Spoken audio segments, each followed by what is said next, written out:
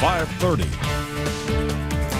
Good evening, I'm Steve Hensley. If you want to continue watching President Trump's news conference on COVID-19, you can find that on our website, WYMT.com, or on the WYMT Facebook page. Of course, we are monitoring for any major developments, and there will be a complete wrap-up coming up later on the CBS Evening News.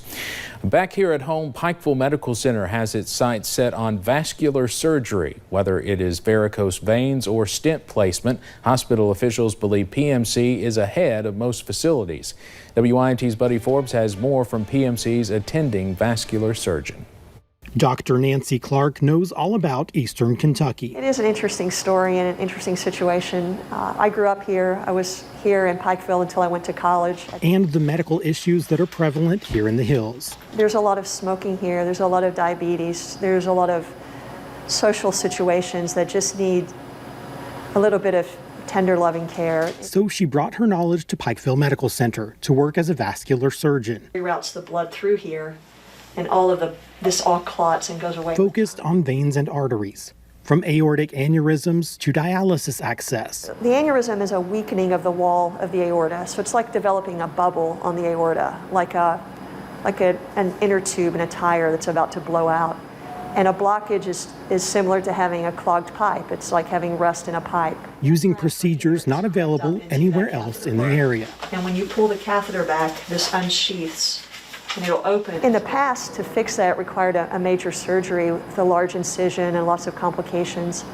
The technology now is very advanced, and we can do this usually with just 2 needle sticks in the groin. With a team that she says is capable of addressing issues with small incisions and shorter recovery time. So we need a team that can run this machine, can handle the endograph, the wires and catheters, and we have that here. Keeping the blood flowing. In Pikeville, Buddy Forbes, WYMT Mountain News. Dr. Clark says many people have a family history of aneurysms. She encourages people to be aware of those connections, to stay ahead of things, to better prevent any future issues. Parents are preparing for non-traditional instruction to begin, but some are seeking a nanny who will be able to do that. It is called a nanny share or school share, and placement agencies like Louisville's Nanny Pair are offering it. Nanny Pair owner and mom Melissa Gillespie knew she needed to change her business plan. While one nanny can cost $600 a week, a school share cost can go down to $200 a week from 9 to 3 daily with multiple families. We are hiring a nanny who's experienced, fully vetted. We've done all that work for you, and they will come to your home and they will help participate, implement a curriculum, create a plan with the school, with what you're doing already, in order to help working parents who are just not able to accommodate those NTI learning moments that everyone is experiencing right now. The hired nannies would be families who are either related, are good friends, or neighbors who are already seeing one another during the pandemic. Back to school is going to look a lot different this year, and this could include supplies needed inside the classroom. One store owner in Paris started making desk shields last week, and teachers in the Commonwealth are already interested in implementing this PPE into their classrooms. Grace Feinerman has more about the making of the desks.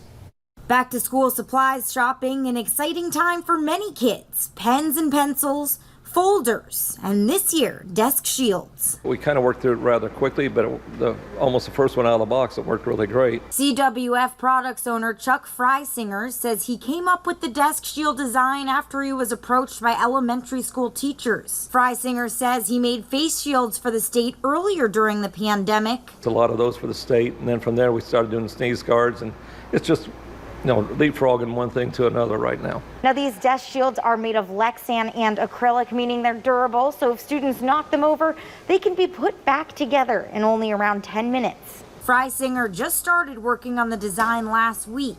He says a school in Cynthiana is already interested, as well as teachers at schools in Fayette County who are waiting until Thursday's meeting to see if they will resume in-person classes. Freisinger shares the desk shields could also be a possibility for restaurants. People want to feel more comfortable with what they're doing, and this just adds a little bit more to it. Showing a little innovation goes a long way in keeping our fellow Kentuckians safe.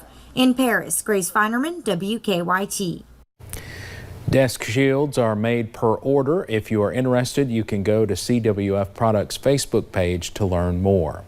The University of Kentucky released plans for testing up to 30,000 students for COVID-19. This is part of the university's plan to restart in-class instruction on August 17th. The testing details are the first in a series of announcements UK will make during the next few weeks. School officials say they want to protect the health, safety, and well-being of the campus community as it prepares for the fall 2020 semester.